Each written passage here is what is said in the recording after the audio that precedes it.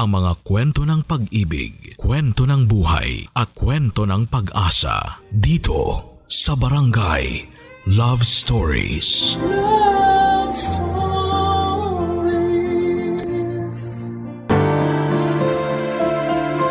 May kasabihan na kapag naglaro ka ng apoy, humanda kang mapasok.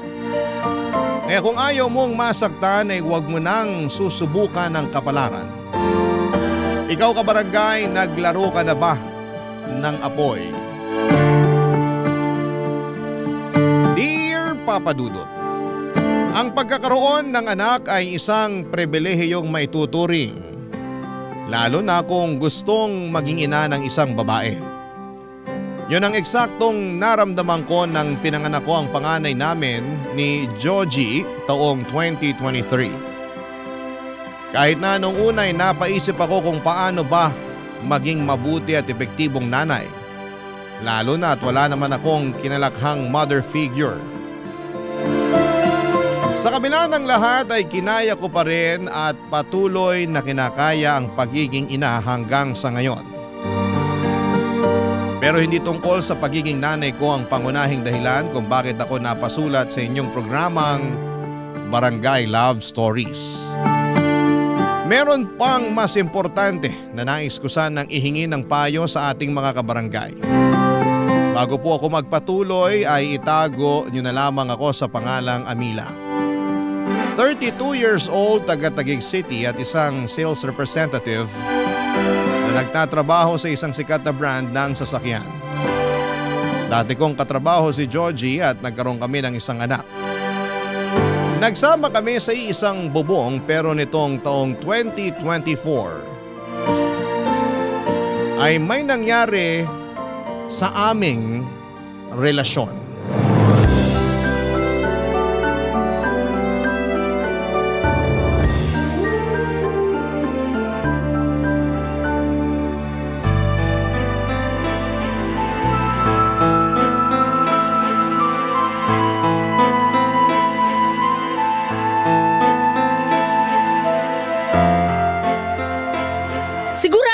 Sa desisyon ko.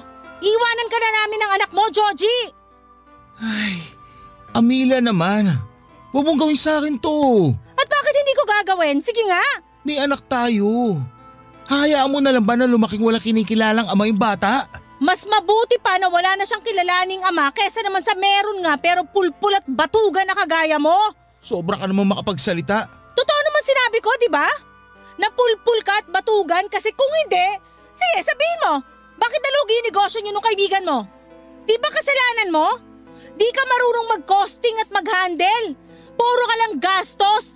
Hindi na bumabalik kapital nyo tapos ang lakas pa ng loob mo magmalaki sa akin na marami kang nalalaman sa pagpapatakbo ng negosyo? Hanggang ngayon ba naman issue pa rin sa'yo yan? Aba oo. At bakit hindi? Sige nga. Kainis naman eh. Ikaw pa talaga may ganang mainis? Dapat nga ako yung mainis dito. Imbes kasi na maghanap ka ng mapagkakakitaan mo, pagkatapos malugi ng negosyo nyo, naging batugan ka na. Palibasa may trabaho ako kaya sa akin mo na inaasa lahat-lahat. Maghanap naman ako pero nagpapalipas lang ako ng sama ng loob dun sa nangyari sa negosyo namin. Ilang buwan ka na nagpapalipas ng sama ng loob? Hindi ba rin ba tapos yan? Kasi… Alam mo para sa akin, nagdadahilan ka na lang. Hindi ako nagdadahilan ha? Hindi raw. Pero bakit hanggang ngayon wala ka pa rin matinong trabaho? Naghahanap pa nga lang. Naghahanap daw kahit puro mobile games lang yung inaatupag mo? Akala mo siguro di ko nakikita no? Ano ba kasi nirereklamo mo dyan? Inaalagaan ko naman yung anak natin pag nasa trabaho ka. Saka wala naman tayo binabayarang upa. Kung sa pagkain naman, nakikihati-taki na mama at papa. At proud ka pa talaga na hanggang ngayon nakikipisan pa rin tayo rito sa mga magulang mo? Hindi naman sa ganun. Pagiging practical yung tawag doon.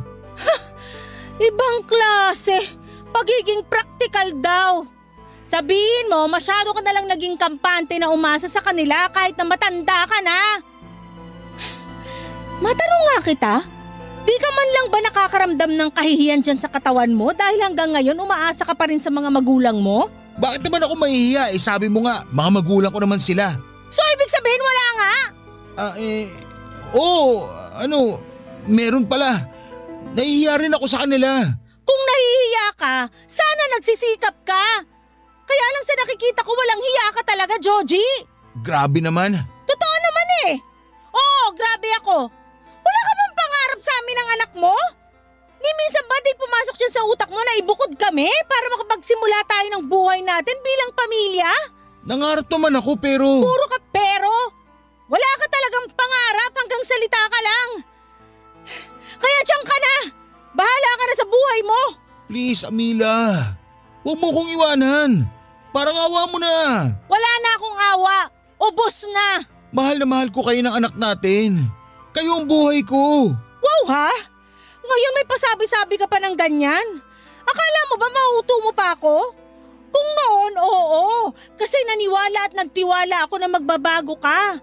Na marirealize mo mga pagkukulang mo sa amin ng anak mo bilang padre de pamilya. Pero ngayon, nek-nek mo. Hindi mo na mabibilog-ulo ko, Joji. Anong gusto mong gawin ko? Sabihin mo, gagawin ko.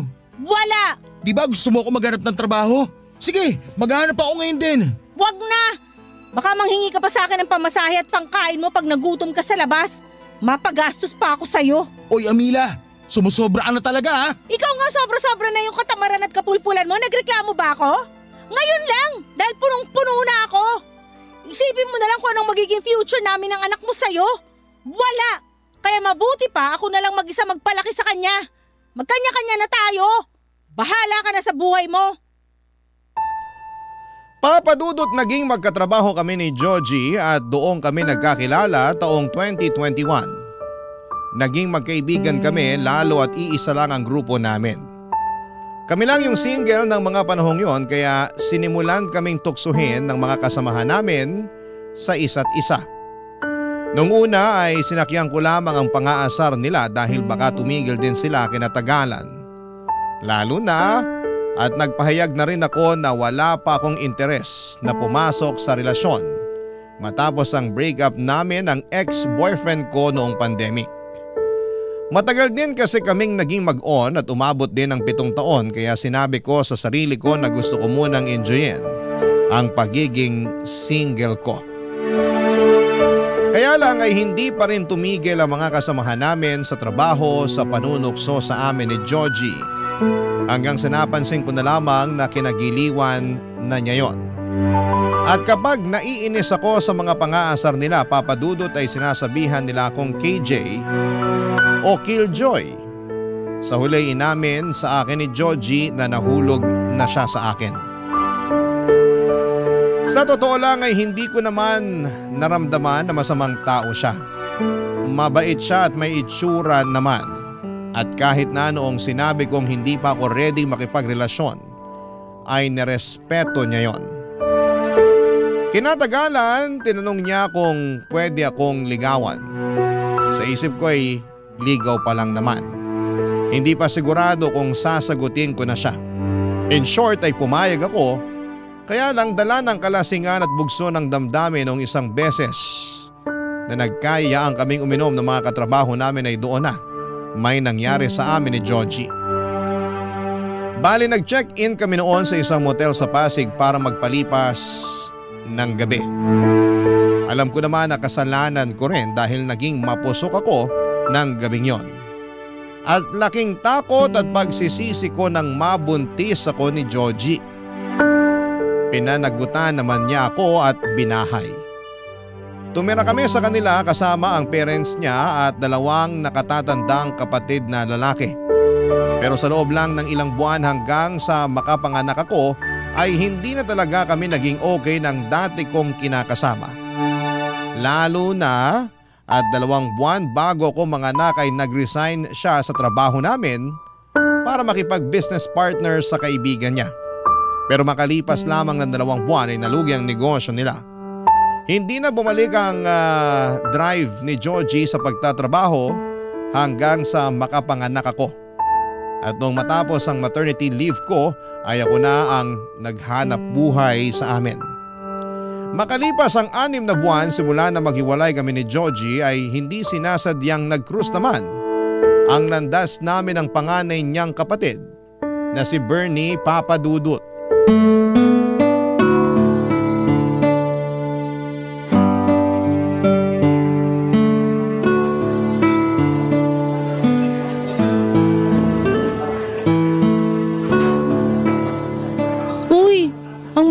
sa kinainan natin. Huwag kang mag-alala. Treat ko naman since ako yung nagyaya sa yung kumain dito. Alam ko, pero nakakahiya pa rin. May trabaho naman ako, pero nagtitipid kasi ako ngayon lalo na nagagatas at diaper pa yung anak ko. Oo, ayan oh. Kakabili ko pa nga lang. Galing ako sa grocery bago mo ako nakita dun sa sakayan ng mga UV. Oo nga eh. Sakto. Kaka-out ko pa lang sa shift ko. Sipag mo talaga. Kahit linggo nagtatrabaho. Wala ba kayong off? Meron naman pero depende kung kailanganin sa ospital. Magjo-duty talaga kahit nakasarapan pa ng tulog mo. Ganun talaga. Ito yung pinili kong propesyon. Hindi ba mahirap maging nurse dito sa Pinas? Mahirap. Parang lahat naman ng trabaho mahirap. Pero masaya ako na pinaglilingkuran ng bansa natin. Sa bagay. Pero di ba uso na yung ibang kababayan natin na nurse nag-a-abroad? Oo, matagal na namang ganun ang sistema. Ikaw ba, hindi mo ba naisip na mag-abroad? Curious lang kasi di hamak na mas malaki kikitain mo dun kaysa dito. Oo nga, kaya lang kailangan ako ng mga kababayan natin. Siguro sa iba, di nila maiintindihan tong prinsipyo ko. Pero masaya naman ako sa ginagawa ko. At hindi ko naiisip na mag-abroad para lang kumita ng malaki. Tama ka naman, pero sigurado akong maiisip mo rin yun pag nagkaanak ka na. Iba rin talaga pag may anak na. Uunahin mo talaga ang kapakanan niya. Oo naman, anak muna bago ang sariling prinsipyo. Pero don't get me wrong ha, bilib ako sa'yo at sa lahat ng mga nurse na piniling magtrabaho rito sa Pilipinas. Kayo kaya at iba pang nasa medical field ang modern hero dito. Lalo na nung nag-pandemic. Thank you. Huwag ka mag-thank you, totoo lang sinasabi ko. Kumusta na pala kayo ng pamangkin ko? Okay naman kami. Bibong bata yung pamangkin mo, magana rin kumain. Natutuwa nga ako dun kasi di mahirap alagaan eh. Speaking of, sino pala nagbabantay sa kanya pag nasa trabaho ka? Yung mama ko, pero tsahin ko talaga yun ah. Ibig sabihin, doon kayo nakikituloy ngayon? Oo. Malayo ko siyang kamag-anak sa mother side. Third cousin ng nanay ko. Mag-isa lang siya sa bahay nila ngayon matapos mamatay sa stroke ng asawa niya last year. May mga anak naman, 2 babae. Pero nasa ibang bansa na pareho. Okay naman kayo doon? Oo, mabait yung tiyahin ko, para ko na siyang nanay. Ako lang talaga yung medyo pasaway nung kabataan ko kasi di ako nakinig sa kanya. Talaga? Ibig sabihin, tumira ka na rin sa kanila noon? Oo, inampun niya ako at pinag-aral nila ng asawa niya sa kolehiyo. Kaya lang pasaway talaga ako. Di ko tinapos hanggang 2nd year lang tapos nagtrabaho na ako. Umalis na rin ako sa kanila noon gawa ng hiya. Pero di naman talaga ako lumaki sa kanila ha. 18 anyos na ako nung napadpad ako sa poder nila. Galing ako nun sa Aklan, lumuwas lang dito nung namatay tatay ko. Wala rin naman akong nanay, sumakabilang bahay na raw sabi ng kamag-anak namin. Grabe, ang dami mo palang pinagdaanan, bata ka pa lang. Medyo. Marami rin akong mga maling desisyon sa buhay na hanggang ngayon ay pinagsisisihan ko. Katulad na lang nung sana nagtapos ako ng pag-aaral para kahit paano maganda naman yung trabaho ko. Sapat lang kasi para sa amin ng anak ko yung sinusweldo ko. Minsan kulang pa. Bakit? Hindi ba nagpapadala ng pera sa inyo si Georgie? Naku, hindi. Pero di ko na rin naman siya hinihingan kasi saan naman siya kukuha ng pera na ipapadala sa amin, di ba? Kung sa mga magulang niyo pa siya manghihingi, ako na ang nahihiya. Kaya nga nag-decide na ako makipaghiwalay sa kapatid mo. Ay, nalungkot talaga kami ng husto nung umalis ka sa bahay. Lalo na sina mama at papa. Lagi nilang hinahanap yung apo nila. Tungkol sa bagay na yan, wala naman akong intensyon na ilayo sa inyo yung anak ko. Di pa lang talaga ako handang ipakita siya kay Georgie. Pero sa nakikita ko naman, nagbago na si Georgie. Sa ngayon, nagsisikap siya na makapaghanap ng trabaho para raw may mukha na siyang ihaharap sa inyo. Ilang buwan na kaming hiwalay, hindi pa rin ba siya nakakahanap ng bagong trabaho? May nahanap at napasukan naman pero di nagtatagal. Ewan, sabi niya depressed daw siya. Hindi makapag-focus gawa ng lagi kayong iniisip. Amila, wala na ba talagang chance na magkabalikan kayo ng kapatid ko? Gusto mo bang malaman ng totoo? Oo. Hindi ko alam. Okay naman kami ng anak ko. Masaya kami kahit kaming 2 lang. Nakakapagod maging nanay at tatay sa anak namin pero kinakaya ko. Ay, hindi rin naman kita masisisi kung masyado ka nang napuno at napagod kay Georgie. Kasalanan din naman kasi talaga niya.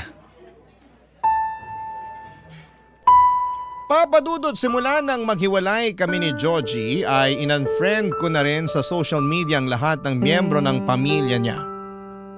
Desidido na kasi akong kalimutan sila at magsimula ng bagong buhay kasama ang anak ko. Kaya nga hindi ko napigilang makonsensya nang banggitin ni Bernie ang pang-unfriend ko sa kanya sa kwentuhan namin ng araw na yon. Lalo't wala naman siyang ginagawang mali sa akin noon. Sa dalawang kuya ni Georgie, si Bernie ang pinakamabait, maginoo, gentleman at guwapo. Nung unang beses na dinala ko ng dati kong kinakasama sa bahay nila para makilala ang pamilya niya, ay napansin ko na talaga si Bernie. Nagtatrabaho siya bilang isang nurse, maasikaso siya sa akin ng mga panahong yon. Palibhasa ay masaya raw siya dahil magkakapamangkin na raw sila. Sa buong panahon ng pamamalagi ko kina Georgie ay nakuha ni Bernie ang buong atensyon ko. At kahit hanggang sa pag-uwi ay si Bernie ang tumatakbo sa aking isipan imbes na ang dati kong kinakasama at tatay ng magiging anak ko, Papa Dudut. Barangay Love Stories. Barangay Love Stories. Papa Dudut, bago kami naghiwalay ng landas ni Bernie, noong nagkita kami ay nagkapalitan kami ng social media. Gusto niya raw kasing makumusta ang pamangkin niya kaya hindi na ako tumutol pa. Hindi ko naman sila tinanggalan ng karapatan sa ano ko pero ayoko na talagang makisama kay Georgie. Para sa akin ay masyadong pabuhat ang taong yon. At nakampante na lamang sa buhay na sinusuportahan ng mga magulang nila. Batugan pa at kung kailan ako nag-decide na tapusin na ang lahat sa amin saka pa lamang sasaniba ng kusa na maghanap ng trabaho. Kaya nga wala talaga akong ka-interes kay Georgie noong nagkikwento tungkol sa kanya ang Kuya Bernie niya. Kunwari ay may pakialam ako pero wala na talaga. Ganon pala kapag napagod ka na at naging manhid. Sa pagpapatuloy ng kwento ko ay nagkaroon kami ng constant communication ni Bernie sa Messenger. Pero tungkol lang naman sa anak ko na pamangkin niya ang aming pinag-uusapan. Isang araw, in-invite niya ako na pumunta sa kanila dahil birthday ng papa nila. Ayoko sanang umaten pero noong parang naglambing na siya sa akin na gusto raw makita ng parents nila ang anak ko, ay hindi ko na siya natiis pa. Ayos lang naman talaga sa akin na pumunta sa kanila. May isang tao lang na ayokong makita ang pagmumukha, Papa Dudut.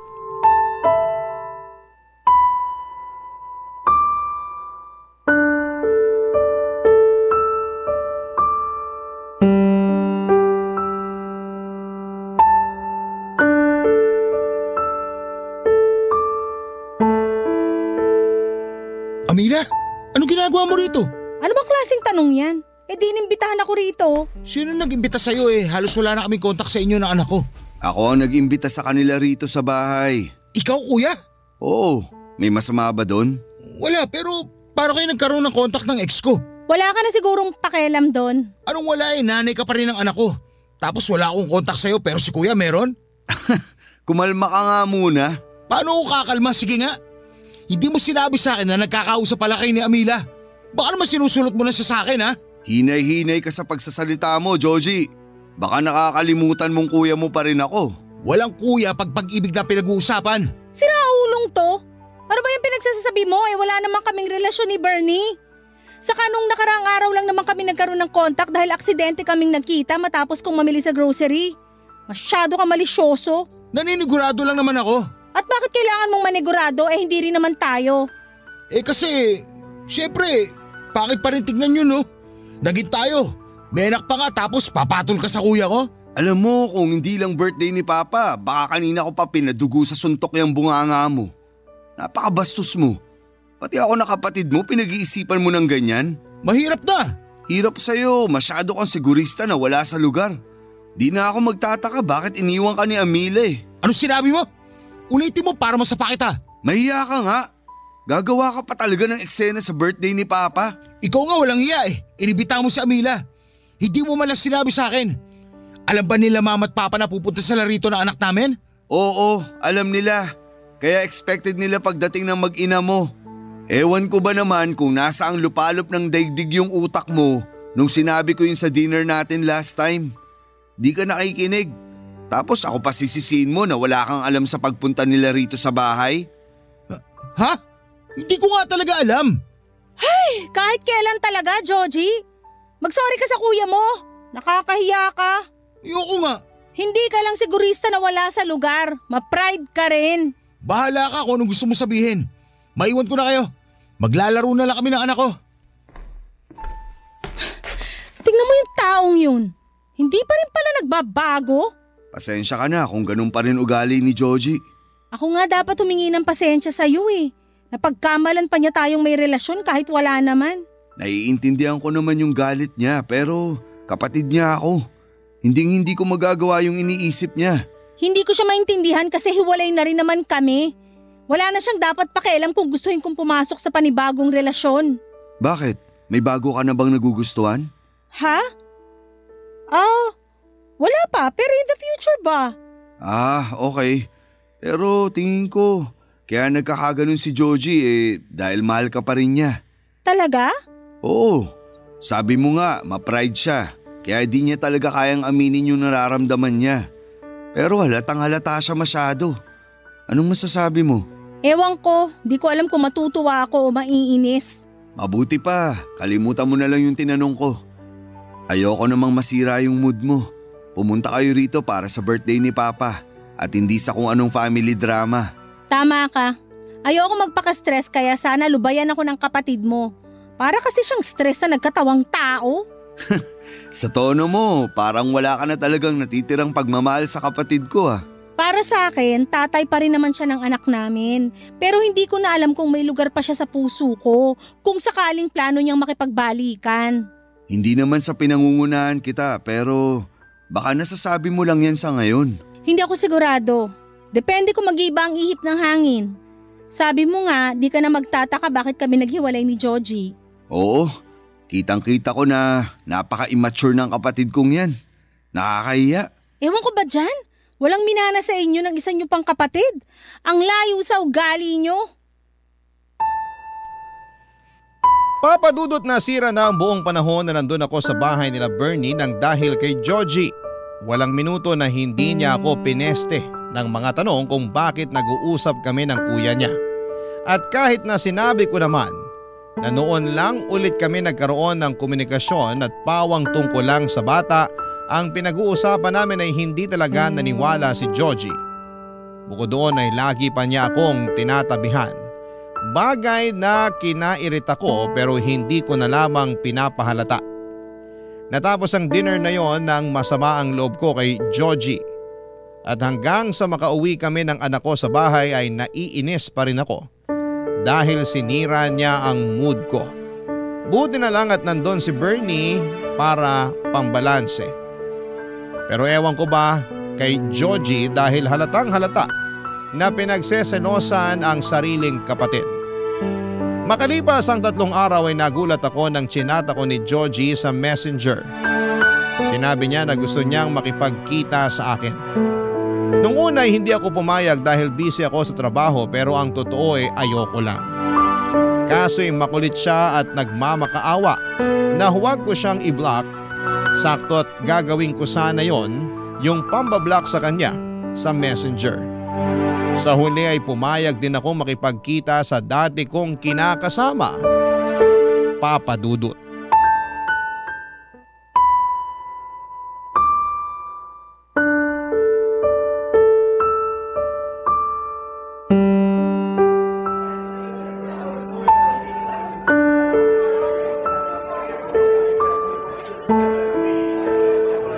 Natatandaan ko, paborito mo rito sa cafe na to kaya dito kita dinala. Oo. Paborito ko nga rito. Natatandaan ko pa rin yung kape na gustong-gusto mong in-order dito. Pati yung cake na kaparis nun. Ano ba kasing kailangan mo? Ha? Sabi ko, ano bang kailangan mo? Bakit mo ako kinukulit na makipagkita sa'yo? Pwede bang mamaya ko na sabihin? Umorder muna tayo para makakain tayo. Hindi ako pumayag makipagkita sa'yo para kumain kasama ka. Kaya sabihin mo na kung anong kailangan mo sa akin. Amila naman. Bakit? Ano bang ginawa ko? Medyo tumataas yung boses mo. Nakakahiya pinagtitinginan na tayo ng tao. Ay, nakakainis ka kasi. Ayaw mo pa akong diretsuhin, dami mo pang cheche-bureche. Ay, sige, para lang malaman mo. Nakipagkita ako sa'yo para makausap ka. Tungkol saan ba? Tungkol sa atin. Anong tungkol sa atin pinagsasasabi mo? Sa pamilya natin. Napag-isip-isip ko kasi na gusto ko nang ayusin ang pamilya natin. Hindi ako naniniwala na bigla mo lang yan naisip. Kilala kita, Joji. Wag ako. Napag-isip-isip ko nga. Pero mas lalo ko lang na-realize nung kinausap ako ni Kuya Bernie. Ha? Anong pinag-usapan niyo ni Bernie? Marami pero nagsimula yun nung tanongin niya ako kung mahal pa ba kita. Sabi ko, oo, mahal pa kita. Ang totoo, hindi naman nawala yung feelings ko sa'yo kahit na naghiwalay na tayo. Tapos sinundan niya ako ng tanong na kung bibigyan ako ng isa pang pagkakataon para ayusin ang pamilya natin, susunggaban ko raw ba? Sabi ko, oo naman. Kaya hiningi ko sa kanya yung pangalan mo sa messenger at naglakas loob akong i-chat ka. O tapos? Anong gusto mong gawin ko ngayon? Ayaw mo ba na maayos pa ang pamilya natin? Ayaw mo bang lumaki na may kinikilalang tatay yung anak natin? Sino ba namang ayaw nun? Siyempre gusto ko pero… Pero ano? Nag-aalangan ako. Alam mo naman kung bakit, di ba? Nakakatakot sumugal sa'yo tapos sa dulo matatalo lang uli ako. Pangako, hindi ka na matatalo dahil gagawin kong lahat para may panalo tong pamilya natin. Magiging matino akong padre de pamilya, tatay sa anak natin at kinakasama sa'yo. Bigyan mo lang ulit ako ng isa pang pagkakataon para mapatunayan kong sarili ko sa inyo ng anak natin. Hindi ko alam, Joji. Hindi naman din kasi biro yung mga pinagdaanan ko noon kasama ka. Ngayon na nakaalis na ako sa sitwasyon na yon, gugustuhin ko pa bang bumalik? May parte sa akin na gustong tanggapin yung inaalok mo kasi sino ba namang magulang na naghahangad na magkaroon ng wasak na pamilya ang anak niya, di ba? Wala. Napagdaanan ko na yan eh. Alam ko yung pakiramdam pero may isa pang parte sa akin na nagsasabi na baka mag-aksaya lang ako ng panahon pag pinayagan pa kitang makabalik uli sa buhay namin ng anak ko. Pero hindi naman ako masamang tao. Nagkulang lang ako sa inyo ng anak natin. Lang? Kailan naging lang ang pagkukulang? Ewan, pero isang beses lang naman yun. Anong isang beses? Maraming beses na yun, hindi ko lang sinabi sa'yo. Sana sinabi mo para alam ko kung saan ako nagkulang sa inyo. Ay wow ha? Kailangan ba talagang sabihin sa'yo ang lahat? Hindi ba pwedeng makiramdam ka? Sobrang manhid mo naman yata. Ay, di sorry. Akala mo siguro maaayos ng sorry mo ang lahat, no? Alam ko na hindi maaayos yung mga bagay na nagawa ko na. Nagawa ko na nga, hindi ba? Nasa nakaraan na. Pero meron pa namang ngayon at hinaharap. Yung ngayon at hinaharap na sinasabi mo, kaya ko nang ayusin ng mag-isa. Kailangan mo pa rin ng katuwang lalo na sa pagpapalaki ng anak natin. Kung ngayon nakakaya mo pa dahil hindi pa siya nag-aaral, paano na pag lumaki na siya? Sige nga. Nandiyan ka naman, di ba? Di tulungan mo ko. Magpakatatay ka sa anak natin pero hanggang dun na lang yon. Hindi pamilya matatawag yung ganong setup. Ang alam kong pamilya yung merong nanay at tatay sa isang tahanan. Hindi nanay lang. Hindi rin tatay lang. Ha? Saan mo naman napulot yan 2024 na? Yung nalalaman mo, panahon pa yata ng mga Hapon. Please, Amila. Bigyan mo pa ako ng isa pang pagkakataon. Pangako, hindi na sasakit ang ulo mo sa akin. Hindi na ako magiging batugan. Magsisikap na ako para sa'yo at sa anak natin. Papadudot ramdam ko na sincero si Joji sa mga sinabi niya sa akin ng araw na yon. At kahit na noong una ay naiinis ako sa desisyon niyang ayusin namin ang pamilya namin, deep inside ay nakaramdam naman ako ng kaligayahan. Dahil alam kong posibleng maayos pa ang pamilya namin at hindi lalaking walang kinikilalang ama ang aming anak. Pero pag uwi ko sa bahay namin ay narealize kong hindi ko pala talaga gustong makasama si Joji. Ni ayokong maayos ang pamilya namin. Masyado lang akong nadala sa paiyak-iyak at paawa effect niya noong magkausap kami. Hindi pa naman ako pumapayag na ayusin namin ang aming relasyon dahil wala na talaga akong nararamdaman sa kanya. kung bakit kasi hindi ko pa siya nagawang diretsuhin noong panahong yon, di sana'y wala na akong problema, Papa Dudut. Ayokong lumabas na pinapaasa ko siya. Gayong alam ko sa sarili ko na hindi ko na siya gusto. Dahil ang totoo ay meron na akong ibang gusto. At yun ay walang iba kundi ang Kuya Bernie niya, Papa Dudut. Barangay Love Stories. Barangay Love Stories. Papa Dudut, napansin ko noong simulang ayusin ni Georgie ang relasyon namin ay dumalang naman ang pangungumusta sa amin ni Bernie. Aaminin kong nakaramdam ako ng tampo sa kanya kahit na hindi naman niya kami responsibilidad ng anak ko.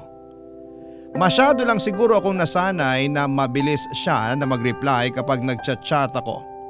Pero kahit marami na akong sinend na picture at video ng anak ko, ay hindi man lang niya magawang isin. Doon ako tuluyang nainis kay Bernie, pero alam ko naman sa sarili ko na wala siyang ginawang mali sa akin. Meanwhile, kapag si Georgie naman ang nagchat-chat sa akin ay hindi ko naman siya kaagad nire-replyan. Nagdadahilan na lamang ako pero minsan ay nagtatampo siya. Kaya nga kahit napipilitan ay chinachat ko na lamang siya, pero puro anak lang namin ang pinag-uusapan namin. One time, in-invite ako ni Georgie na pumunta sa kanila dahil wedding anniversary ng parents nila at may pa-dinner sa bahay. Walang pag-atubili akong umuo dahil naisip ko ay makikita ko doon si Bernie. Excited akong maghanap ng sexy na maisusuot at agad akong nagpaganda, Papa Dudut.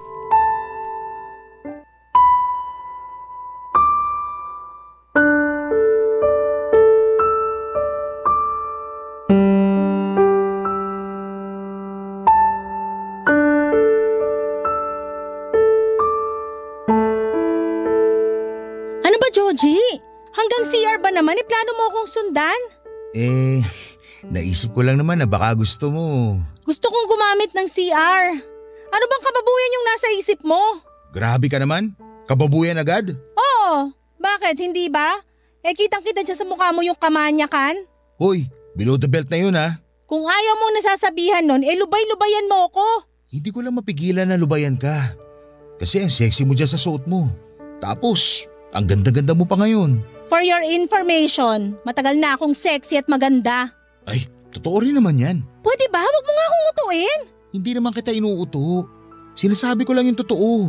Basta, naalibadbaran ako sa pinagsasasabi mo. Sige na, doon ka na. Naihihina nga yung tao, dinadaldal mo pa ako. O sige, pero bilisan mo lang ha. Sino ka para sundin ko? Di mo hawak oras ko, no? Sungit naman. Sige na, alis na sabi. Ito na nga aalis na. Lalakad na paalis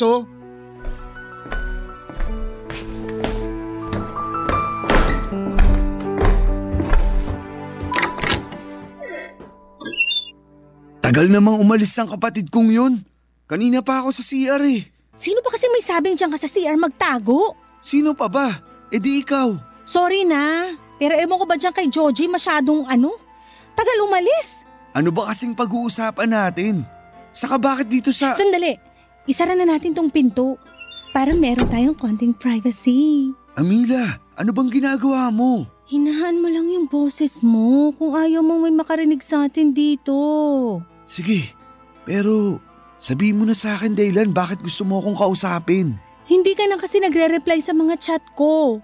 Anong nangyari? Wala naman. Busy lang ako sa trabaho. Di ako naniniwala sa'yo. Dati naman nakaka-reply ka kahit gaano ka pa ka-busy eh. Ano naman ba sa'yo kung di ako nakakapag-reply? Nakuha mo pang magtanong, malaking bagay kaya sa akin yung nakakausap ka. Bakit naman? Hindi pa ba halata? Siyempre gusto kita. Nababaliw ka na ba? Baliw na kung baliw pero yun naman ang totoo. Saka matagal na itong nararamdaman ko sa'yo. Pinigilan ko lang dahil may relasyon kami ng kapatid mo. Pero ngayon hiwalay na kami. Baka naman… Hindi pwede. At bakit hindi? Dahil pilit inaayos ni Georgie ang pamilya niyo. Tapos gusto mo sirain ko lang yun? Hindi mo naman sisirain ng matagal ng sira. Saka wala naman akong feelings kay Georgie. Hindi ko na siya mahal. Ewan, di ko naman yata talaga siya minahal. Napakasama mo, Amila. Masama na kung masama pero ikaw ba? Wala ka bang nararamdaman sa akin? Wala. Hindi ako naniniwala sa'yo. Problema mo na yun. Akin na kamay mo. Anong gagawin mo? Akin na. Hawakan mo ako, Bernie. Please, hawakan mo ako. Amila, ano ba? Ngayon, sabihin mo na wala kang nararamdaman sa akin. Kung alam mo lang na sinuot ko tong sexy na damit na to para sa'yo. Nag-ayos ako, nagpaganda para lang sa'yo. Hahayaan mo na lang ba na masolo ako ng kapatid mo? Hindi na kita maintindihan. Eh di wag mo akong intindihin. Pero ikaw, naiintindihan ko ang nararamdaman mo. Nag-aalinlangan ka. Kitang-kita naman sa mga mata mo na gusto mo ko kaya wag ka nang mahiya. Iyong-iyo ako, Bernie. Hawakan mo pa ako. Akin na yung kamay mo. Ay, nasisiraan ka na. Sirang-sira na ako sa'yo. Sige pa. Hawakan mo ako. Ganyan nga. Sayong-sayo ang katawan ko, Bernie. Napaka-sexy mo nga. Halika mo naman ako. Ha? Sabi ko, halikan mo ko. Lubos-lubusin na natin, paligayahin mo ko. Papadudot amot langit ang kaba namin ni Bernie nang magmilagro kami sa loob ng CR ng gabing yon. Saglit lamang yon pero merong nangyari sa amin. Bago kami lumabas ay sinigurado muna niyang walang makakakita sa amin. Tapos ay nagkasundo kami. Nakalimutan ang nangyari dahil mali yon. Dapat kami raw ni Georgie ang magkasama at magkatuluyan. Sa isip ko ay tutol ako pero ano na lamang ang sasabihin sa akin ng mga magulang nila sakaling malaman nila ang katotohanan. Natapos ang dinner na yon na punong-puno kami ng pagkailang ni Bernie sa isa't isa. Nalungkot ako ng husto dahil hindi man lang niya ako magawang tignan ng diretsyo at kausapin. Maaga rin siyang nagkulong sa kwarto niya after dinner pero feeling ko ay iniiwasan niya lamang ako. Nasasaktan ang puso ko dahil pakiramdam ko ay para bang kung anong nakakadiring bagay o may malubhang sakit ang turing niya sa akin. Hindi ako sanay dahil ang kilala kong Bernie ay mabait at maalaga sa amin ang anak ko. Lumipas ang 3 araw, wala pa ring reply si Bernie sa mga messages ko. Halatang iniiwasan niya ako kaya labis akong nasasaktan, papadudot.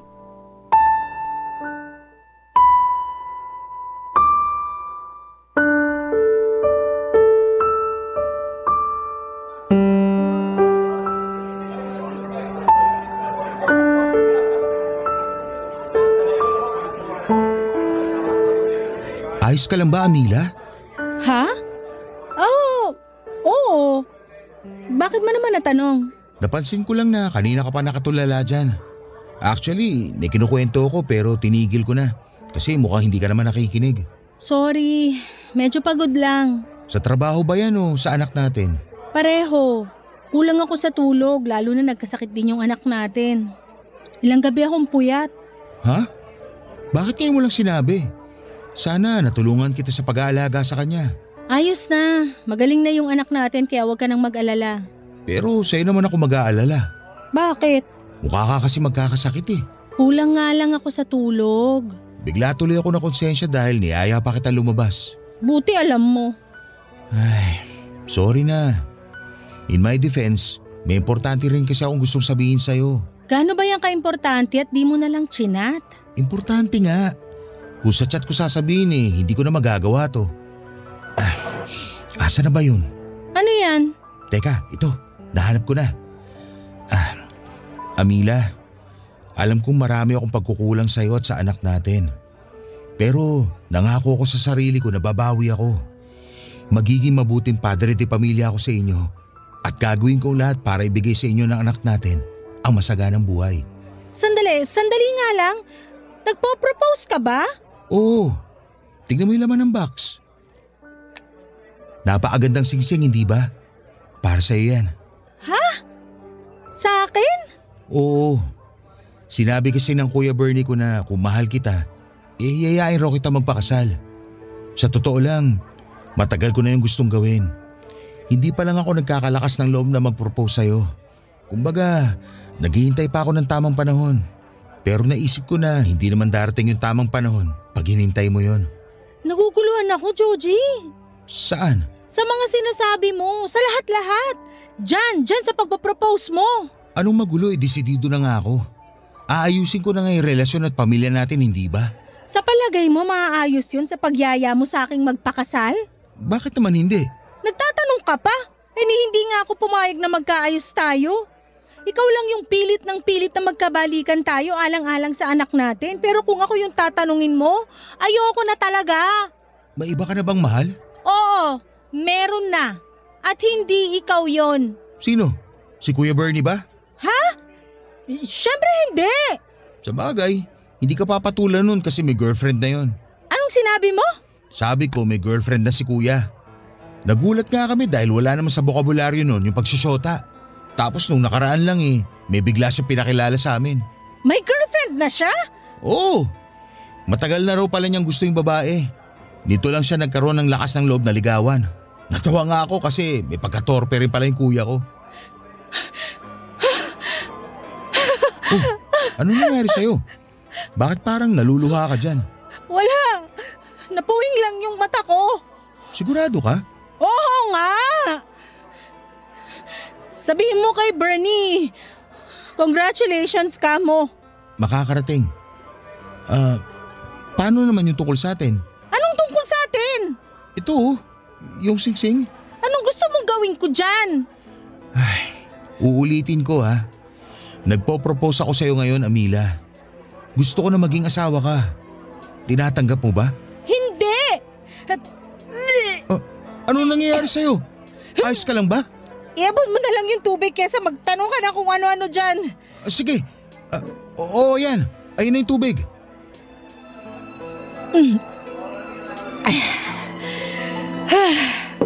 Kamusta na pakiramdam mo? Medyo nahihilo lang. Saka nasusuka. Baka may nakain kang panis o ano? Bakit naman ako kakain ng panis? Sige nga. Naisip ko lang naman dahil nasusuka ka. Ganun ako pag nakakain ng panis eh. Ewan ko sa'yo. Ginaya mo pa ako sa'yo. Hindi ako makain ng panis katulad mo, no? Grabe ka naman. Aksidente lang naman yun. Hindi ko kasi napasingaw yung pinabaon na kanin ni Mama. Mainit pa. Dapat pinalipas ko muna ng ilang minuto bago tinakpan. Ayun, napaalis tuloy. Hindi ko naman tinatanong. Hindi rin ako interesado sa kwentong panis mo. Mabuti pa uwi na lang ako. Ang sama-sama na ng pakiramdam ko, binubwisit mo pa ako. Papa Dudut, hinatid ako ni Joji sa bahay namin noong gabing yon na masamang-masama ang pakiramdam. Ewan ko pero kakaiba talaga ang nararamdaman ko ng mga panahong yon. Parang hindi simpleng puyat dahil kung ganun lang yon, bakit ako masusuka? Parang may kumakayod na kung ano sa sikmura ko dahilan para maduwan ako. Nagpahinga ako buong gabi at nag-leave sa trabaho kinabukasan. Pagkagising ko noong umaga ay nakita ko ang padalang bulaklak at mga prutas ni Joji. Natouch naman ako sa ginawa niyang yun at aaminin kong napagaan ng mga magagandang bulaklak ang masama kong pakiramdam. Lumipas ang 2 araw at hindi pa rin nawala ang sintomas ng pagsusuka ko. Doon ako kinabahan dahil huling beses na naranasan ko yon ay noong nagpositibo ako sa pagbubuntis sa anak namin ni Joji. Bukod doon ay doon ko lang din napagtanto na delay ang menstruation ko. Kaya nga kahit kabado ay ginawa ko ang alam kong dapat kong gawin para malaman kung tama ang hinala ko. Nag-PT ako at lumabas doon na positibo. Buntis ako sa anak namin ni Bernie. Imbis na magtatalon sa tuwa ay napahagulhol ako ng iyak. Takot na takot ako at hindi ko alam ang gagawin ko. Gusto kong sabihin kay Bernie ang katotohanan pero alam kong wala na siyang pakialam sa akin, Papa Dudut. May girlfriend na nga siya, hindi ba, at ayoko namang makagulo sa relasyon nila. Pero paano ko kakayaning dalhin na mag-isa ang baby na nasa tiyan ko? Hindi ko kaya. Hindi ko alam kung kakayanin ko pa. Alanganin din naman akong sabihin kay Joji dahil sigurado magagalit siya ng husto sa akin. Sa ngayon ay siya lang ang inaasahan kong dadamay sa akin. Sana po ay mapayuhan ako ng ating mga kabarangay. Hanggang sa mga pagkakataong ito ay nalilito pa rin po ako. Alam kong hindi ko habang buhay maitatago ang pagbubuntis ko, Papa Dudut. Gusto kong gawin ng tama pero natatakot ako sa pwedeng kahinatnan. Kung bakit kasi sa dinami-rami pa ng taway si Bernie pa na kuya ng dati kong kinakasamang si Georgie. Napakagulo at komplikado ng pinasok kong sitwasyon. Hanggang dito na lamang po ang sulat ko, Papa Dudut, and God bless and more power sa Barangay Love Stories. Maraming salamat na rin po sakaling mapili po ninyong itampok ang kwento ng buhay ko. Ang inyong forever kapuso at ka-barangay, Amila. Barangay Love Stories. Barangay Love Stories. Anong say mo sa Barangay Love Stories na ito? Pagkwentuhan natin sa comment section yan. Nagustuhan ng iyong napakinggan? Ituloy yan via live stream sa www.gmanetwork.com/radio. Barangay LS 97.1 forever.